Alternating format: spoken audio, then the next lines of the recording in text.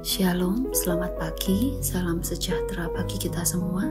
Tema renungan kita pada pagi hari ini berjudul Ikutlah Aku. Ikutlah Aku adalah sebuah ajakan dari Yesus untuk setiap kita yang sudah dipilih oleh Dia, agar kita mengikut Dia. Yang menjadi pertanyaannya bagi setiap kita sekarang, sudahkah kita mengikut Yesus dalam kehidupan kita? Orang yang percaya Yesus itu Tuhan dan Juru Selamat, itu bukanlah tanda bahwa orang tersebut sudah mengikut Yesus. Orang yang datang ke gereja untuk beribadah, itu pun bukan artinya orang tersebut sudah mengikut Yesus. Bahkan ketika kita tidak menyakiti orang lain, itu juga bukan artinya kita sudah mengikut Yesus. Karena mengikut Yesus itu artinya kita mau hidup sesuai apa yang menjadi kehendak Tuhan. Ketika Yesus mau kita untuk menegur seseorang yang salah, maka kita menegur orang tersebut. Jika Yesus mau kita berjalan 2 mil, maka kita harus berjalan 2 mil. Jika Yesus mau kita mengampuni dan menemani orang yang sudah menyakiti kita, maka kita harus mengampuni dan menemani orang tersebut. Jadi ketika kita memilih untuk mengikut Yesus, itu artinya kita tidak lagi hidup menurut apa yang kita mau. Kita tidak lagi hidup menurut apa yang kita rasakan, tapi kita hidup menurut apa yang Yesus kehendaki.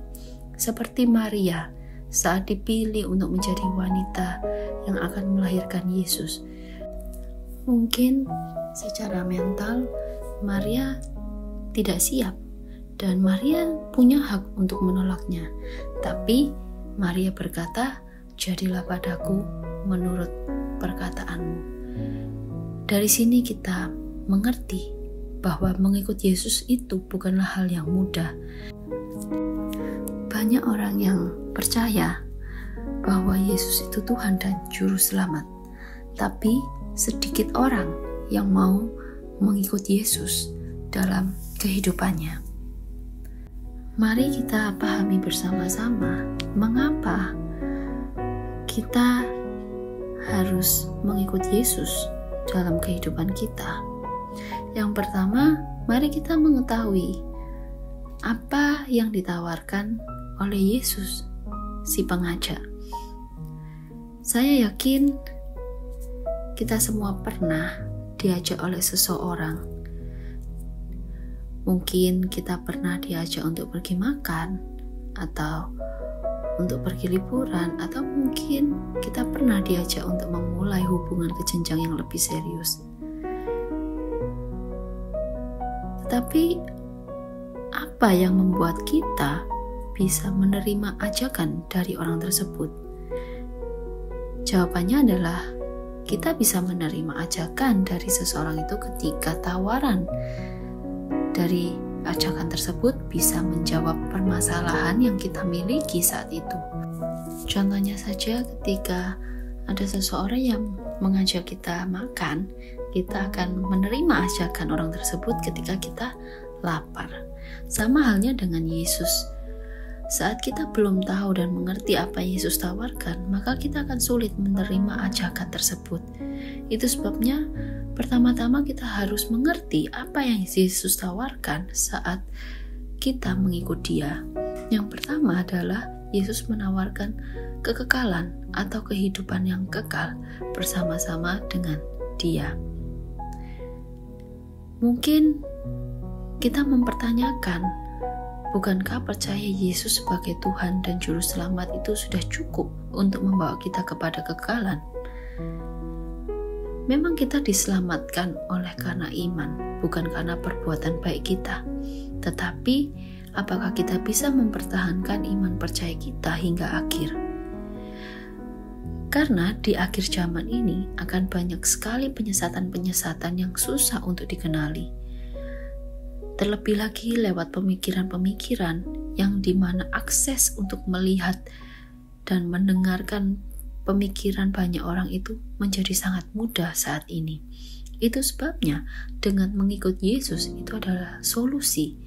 Sebab ketika kita mengenal Yesus, maka kita akan semakin mengenal siapa Dia, sehingga iman percaya kita akan semakin kuat, tidak mudah disesatkan, dan tidak mudah goyah dalam situasi apapun. Yang kedua yang Yesus tawarkan adalah kepuasan hidup. Setiap orang di dunia ini ingin memiliki kepuasan hidup. Itu sebabnya banyak orang mengusahakan segala cara agar bisa memperoleh kepuasan itu.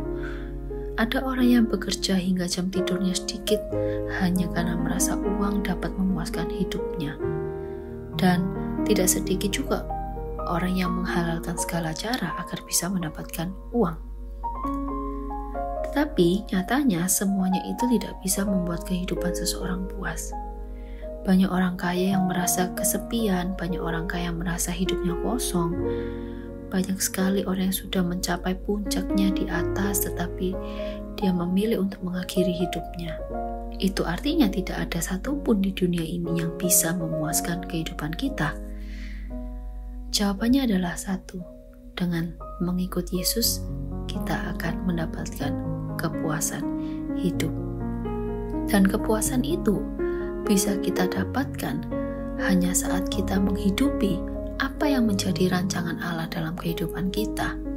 Efesus 2 ayat 10 dituliskan, kita ini diciptakan dalam Kristus Yesus untuk melakukan pekerjaan baik yang dipersiapkan Allah sebelumnya. Ia mau supaya kita hidup di dalamnya. Yang tahu betul fungsi atau tujuan kita diciptakan adalah pencipta kita sendiri, yaitu Yesus. Jadi ketika kita mengikuti Dia akan mengarahkan kita untuk melakukan hal-hal yang sudah Ia rancangkan dalam kehidupan kita sejak semula kita diciptakan. Jadi dengan segala tawaran yang sudah Yesus berikan, apa jawab kita atas ajakan yang Yesus berikan? Maukah kita memilih untuk mengikuti Dia? Jika kita mau untuk mengikuti Dia, ada satu hal yang perlu kita lakukan sebelum mengikut Yesus, yaitu melepaskan keterikatan. Kalau kita mau memperhatikan mengapa syarat yang Yesus berikan pada orang dalam cerita Markus 10 ayat 17-27 ini adalah menjual semua hartanya, kemudian baru mengikut Yesus.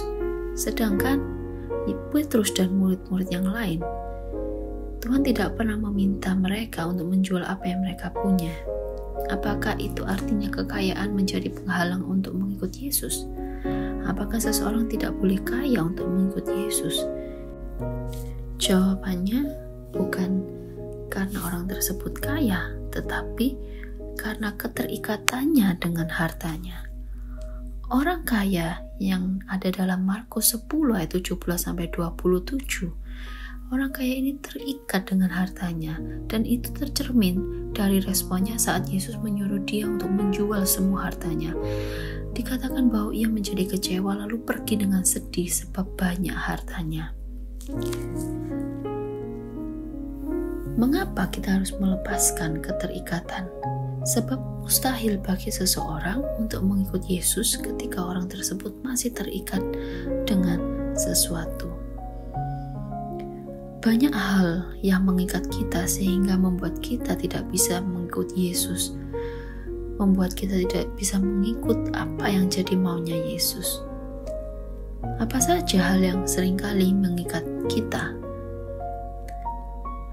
Yang pertama adalah hubungan yang salah. Terambil dari Yeremia 2 ayat 10, ayat 11 dan 25. Di sini kita bisa belajar bahwa bangsa Israel tidak mau mengikuti jalan yang Tuhan tetapkan, dan mereka justru mengikuti jalan dewa lain karena mereka terikat dengan cintanya terhadap wanita-wanita asing. Jadi keterikatan dengan seseorang yang salah itu bisa membuat kita tidak dapat mengikut Yesus. Hal-hal yang bisa mengikat kita selain hubungan yang salah adalah kepahitan. Saat kita memiliki kepahitan kepada orang yang menyakiti kita apakah bisa kita mengikuti apa yang jadi kehendak Tuhan? Kemudian hal-hal yang bisa mengikat kita adalah kenyamanan. Kenyamanan membuat seseorang tidak mau mengambil resiko karena menganggap bahwa itu akan mengganggu kenyamanan hidupnya. Saat ini kita sudah mengerti mengapa Yesus meminta kita melepaskan apa yang mengikat kita. Mari kita lepaskan apa yang mengikat kita dan memilih menggandeng tangannya dan mengikut Dia. Mengikut Yesus itu memang berat, dan Yesus juga mengetahui hal tersebut. Itu sebabnya Yesus berkata pada murid-muridnya di Markus 10 ayat 27, bagi manusia hal itu tidak mungkin, tetapi bukan demikian bagi Allah. Sebab segala sesuatu adalah mungkin bagi Allah. Ketika kita memilih mau mengikuti Yesus dan melepaskan keterikatan kita, maka Yesus itu sendiri yang akan membantu kita, memampukan kita dengan kasih setianya untuk melepaskan hal-hal yang mustahil menurut kita untuk kita lepaskan. Jadi, saudara yang dikasihi Tuhan, pagi hari ini Yesus mengajukan pertanyaan yang sama bagi setiap kita. Ikutlah aku. Apa jawab kita?